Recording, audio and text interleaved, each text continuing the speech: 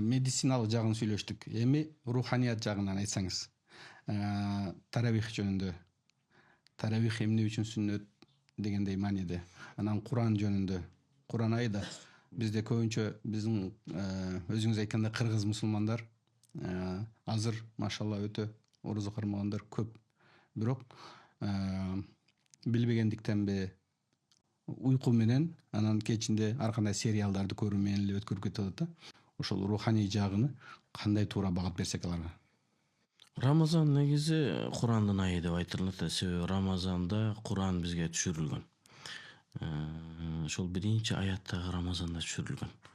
Анан пайгамбарыбыздын амалына карай турган болсок, пайгамбарыбыз Рамазанда Куранга көп көңүл бурган. Жадагы хадистерде айтылат, пайгамбарыбыз Жабраил периште менен 2 жолу хатым кылат бир айда деп айтылган. Ошого Рамазанда адам Куран окуу менен ошо жана Рамазанга даярдануу боюнча маселеде ошону айттык да. Адам биринчи кичине Куран окуганды үйрөнүп алыш керек, Рамазанга даярдык кылып. Куранды көп окуш керек, себеби Курандын айы. Эми Куран бүтүн ооруларга, бүтүн күмөндөргө шифа боло турган. Ал эми таравих бул Рамазандагы окулуна турган бизе нафил намаздардан болуп, Ханафи мазхабта бул таравихтен башка бир дагы намаз жамаат менен окулбайт.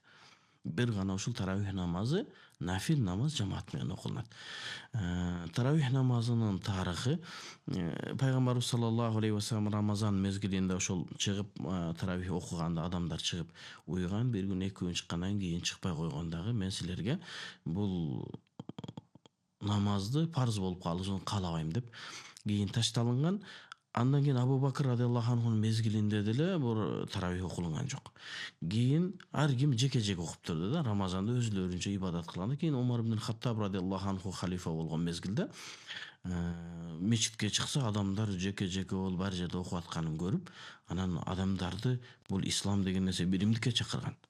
Биз дайым биримдикте болгонбуз деп, анан Убай ибн Кааб радиаллаху анхуну имам кылып, анан ошол 20 рекет таравихти бекитип, анан ошого менен таравихтин тарыхы башталган. Анан өзү дагы бул кандай жаңы пайда болгон бир жакшы нерсе деп Умар ибн Хаттабтын айткан сөзү бар. Мына ошондон бери таравих намазы 20 рекет окулуп келет. Анан таравихтин тарыхы бул пайгамбарыбыздын мезгилинде болгон эмес, анан пайгамбарыбыздын мезгилинде 8 рекет гана болгон. Себеби Айша радиаллаху анханын хадисинде пайгамбарыбыз Рамазанда болсун, Рамазандан башка мезгилде эле болсун, таравихти 8 рекеттен көп окуган эмес деген, карманып 20 рекетти окубаш керек, 8 рекет окуш керек деген да пикирлер бар. Бирок бул сахабалар ижма болгон маселе. Ал эми тиги айтылып аткан бир алымдардын бир пикири. Эгерде бир алымдардын пикири ушундай болсо, сахабалардын ижма турса, ижма деген нерсе сахабалар бар бирдиктүү ушундай кылганга макул болгон. Себеби Умар ибн Хаттабтын ушул кылган амалын эч ким четке каккан эмес. Муну усул илиминде ижма сукути, башкача айтканда сахабалар макул болуп индеген эмес. Анан дагы пайгамбарыбыз саллаллаху алейхи ва салламдын хадиси бар. Менин сүннөтүмдү кармагыла, анан хулафа рашидиндин сүннөтүн кармагыла. Эгер ушуну кармасаңар, эч качан адашпайсыңар, жаңы нерселерден сактангыла, ар бир жаңы нерсе тозок калып барат деген хадисинин негизинде аалымдар ушу Умар ибн Хаттабтан бери ушул күнгөчө 20 рекет таравих окуп келишет.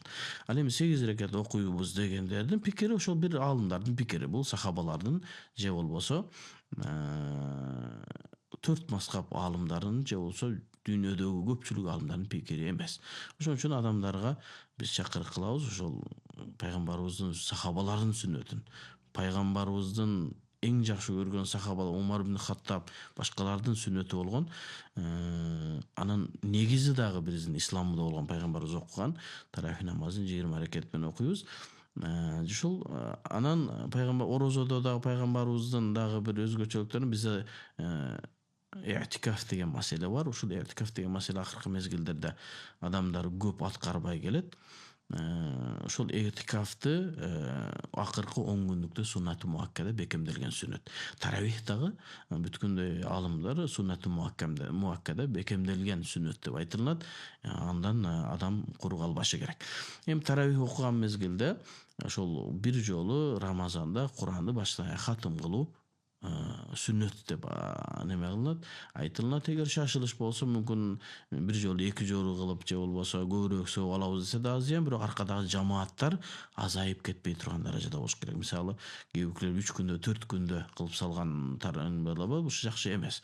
Сүннөт кылайбы ошо 7 күндөн көп мезгилде 10 күндө бирден хатым кылынса, бул адамдарга пайдасы дагы барат, жана угуп аткан адамдар эми түшүнгөнгө дагы ошол эмне окулуп атканын көңүл бурган. Себеби Куранды окууну, таравихтин окуунун максаттары тадаббур, ошол Курандагы маани маңыздарга токтоо. Эми башка адамдар боло турган болсо, Куранды түшүнбөгөн адамдар таравих окушу мүмкүн да, Кыргызстанда же башка эме. Алар дагы бир баягы Курандын руху менен, Курандын үнү менен, тамгалары менен рахаттанышы керек да. Жөн эле жанагы дырылдаган үн болуп калбашы керек да. Баягы Курандын, мисалы үчүн көрүп атпайбызбы, Европада деле жөнөкөй бир адамдарга барып Куранды угушса, ошону угуп ыйлап атышат да. Демек анын үнүндө, анын тамгаларынын чыгышында да бир кереметтер бар да.